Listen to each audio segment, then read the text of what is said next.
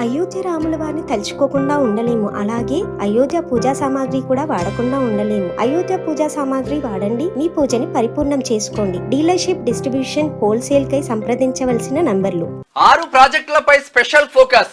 మార్చి నాటికి SRSP stage 2, పిప్రి, Palem వాగు, మత్తడి వాగు, సదర్బట్, నీల్వాయ్ పూర్తి చేయాలని సీఎం రేవంత్ ఆదేశం. తక్కువ ఖర్చుతో ఎక్కువ ఆయకట్టుకు నీళ్ళిచ్చే ప్రాజెక్టుల నిర్మాణం, ఆయువు పట్టు లాంటి డిస్ట్రిబ్యూటరీపై దృష్టి. ఆ 6ంటికి 241 కోట్లు ఖర్చవుతాయని అధికారులు అంచనా. వాటిని అసంపూర్తిగా నిర్లక్ష్యంగా వదిలేసిన గత సర్కార్.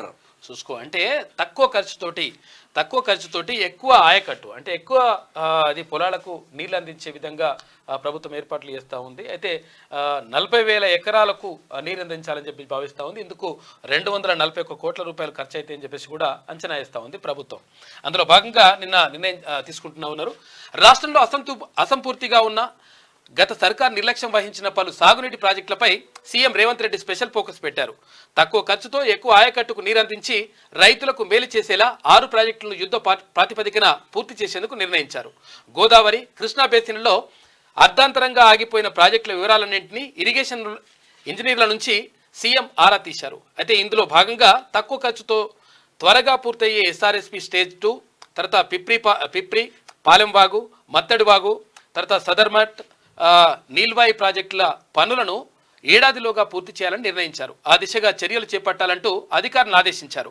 వచ్చే ఏడాది మార్చి నాటికి ఆయా ప్రాజెక్టుల పనులను 100కు 100% పూర్తి చేయాల్సిందిగా తేల్చి చెప్పారు.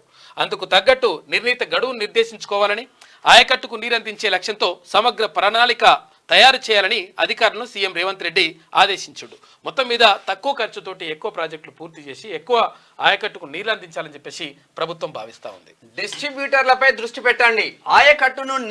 ఆయకట్టుకు నీళ్లను పారించే డిస్ట్రిబ్యూటరీ వ్యవస్థపై ప్రత్యేక దృష్టి పెట్టాలని అధికారులకు సీఎం రేవంత్ ఆదేశించారు.